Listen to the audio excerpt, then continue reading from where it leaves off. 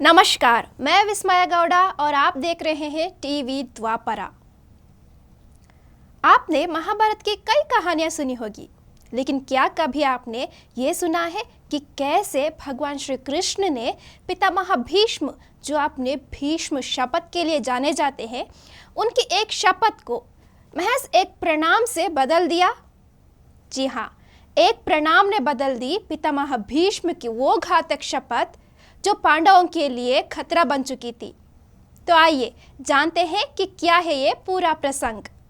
महाभारत का युद्ध अपने चरम पर था और पितामह भीष्म कौरवों के सेनापति के तौर पर कुरुक्षेत्र के मैदान में उपस्थित थे। पितामह के लिए पांडव बहुत प्रिय थे और इस कारण उन्हें अक्सर दुर्योधन का तानों का सामना करना पड़ता था। एक दिन दुर्योधन के बातों से आहत होकर पितामह ने एक शपथ ली, कल मैं पांडवों और उनके सेना को समाप्त कर दूंगा।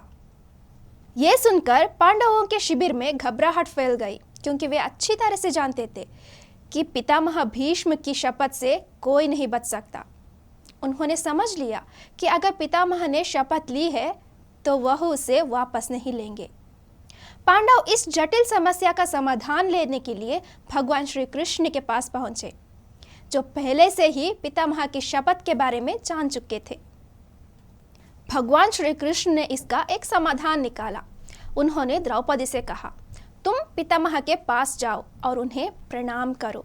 वह तुम्हारा प्रणाम का सम्मान करेंगे और उनका गुस्सा शांत हो जाएगा। और द्रौपदी ने वैसे ही किया जैसे भगवान श्री कृष्ण ने कहा था। द्रौपदी पितामह के शिविर में पहुंची और उन्होंने पूरी श्रद्धा के साथ पितामह भीष्म को प्रणाम किया। पितामह ने उन्हें आशीर्वाद देते हुए कहा, अखंड सौभाग्यवती भव। पितामह ने आशीर्वाद स्वरूप यह वचन कह तो दिया, लेकिन उन्हें तुरंत ही समझ आ गया कि उन्होंने ये क्या कर दिया। पितामह ने द्रौपदी से पूछा, द्रौपदी, इस समय रात को तुम यहाँ क्यों आई हो? क्या श्री कृष्ण तुम्हारे साथ आए हैं?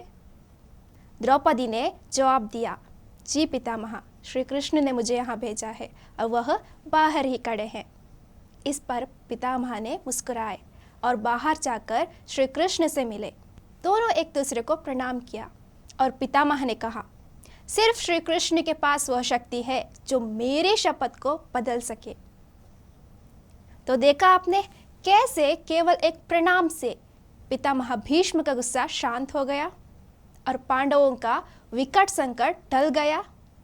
यह घटना हमें यह सिखाती है कि हमारे बड़ों का आशीर्वाद एक ढाल की तरह काम करता है। जब एक प्रणाम से पांडवों का जीवन संकट टल सकता है, तो हमें इससे सीख लेते हुए अपने बड़ों का हमेशा सम्मान करना चाहिए। किसे पता किसके किस आशीर्वाद से हमारा कौन सा संकट टल जाए। आज आधुनिकता की अंधी दौड़ में हमें खुद से ये सवाल ज़रूर करना चाहिए कि क्या हम आजकल हमारे बड़ों का वैसा ही और उतना ही सम्मान कर रहे हैं जितना और जैसा करना चाहिए? क्या हम जानते हैं कि हमारे जीवन में उनके आशीर्वाद का कितना महत्व है? यह घटना सिर्फ एक कहानी नहीं, बल्कि एक गहरी शिक्षा है कि शक्ति और सम्मान केवल बड़ों से ही प्राप्त हो सकता है। आधुनिकता की अंधी दौड़ में हम अपनी संस्कृति, अपने संस्कार भूल रहे हैं और अपने बड़ों का उचित सम्मान नहीं कर रहे हैं। हम दिन प्रतिदिन भूल रहे हैं कि हमारे जीवन में बड़ों का आशीर्वाद और उनके मार्गदर्शक का क्या महत्व है। हमें समझना होगा कि यदि हम अपने जीवन को सकारात्मक दिशा में देखना चाहते हैं, तो हमें अपने बड़ों का आदर करना होगा।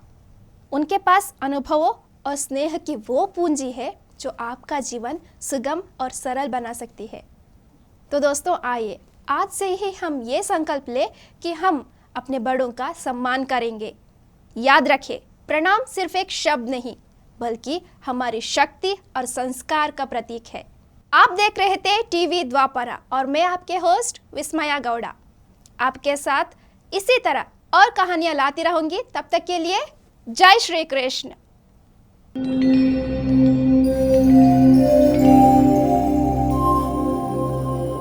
टीवी द्वापरा, संभवामि युगे युगे।